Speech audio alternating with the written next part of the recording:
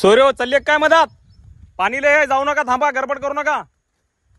गावाकडे चला हो सोयरे, थांबा थांबा सोयरे, आपल्या तर हा एक दिवस मात्र जाऊ नका, पाणी जास्त आहे. सोयरे वापस या, सोयऱ्या वापस ये, मी रोजचा हो, गावातला हो. अरे बाबा वापस ये.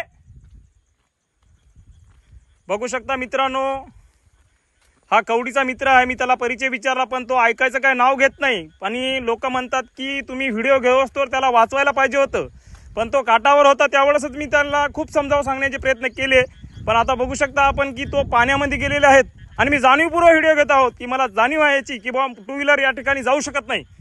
आणि पाण्याचा दाब खूप असल्यामुळे टू व्हीलर आणि धाराच्या विरुद्ध दिशेला तो जात आहे. त्यामुळे मी समजावण्याचे प्रयत्न केलेले आहेत. पण बघू शकता तो मित्र पाण्याच्या मध्यभागी गेलेला आहे.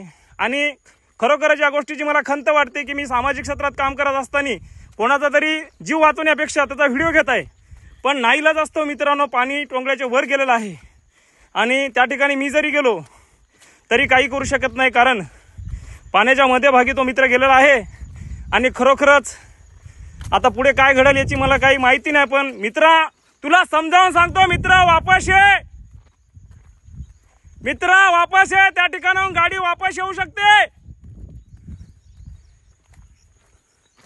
बघू शकता मित्रांनो, असे तरुण मुलं जीव धोक्यात घालून प्रवास करत आहेत.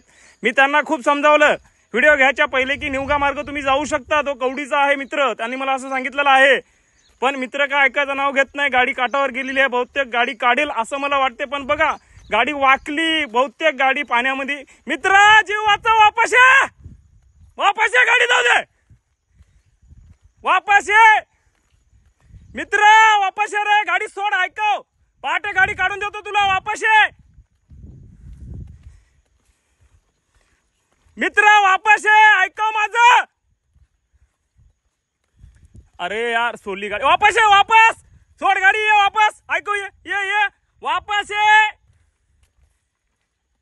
अरे एक पाऊल टाकला तर पुढे डोक्या इतका जाशील खाले. खूप घातक परिस्थिती आहे. अशा घातक परिस्थितीमध्ये माघार घेतलेली चांगली असते बाळा. लवकर वापस ये, तुझी गाडी सकाळी काढून देतो. धन्यवाद. तो माघारी फिरलेला आहे आणि त्याचा जीव वाचला आहे.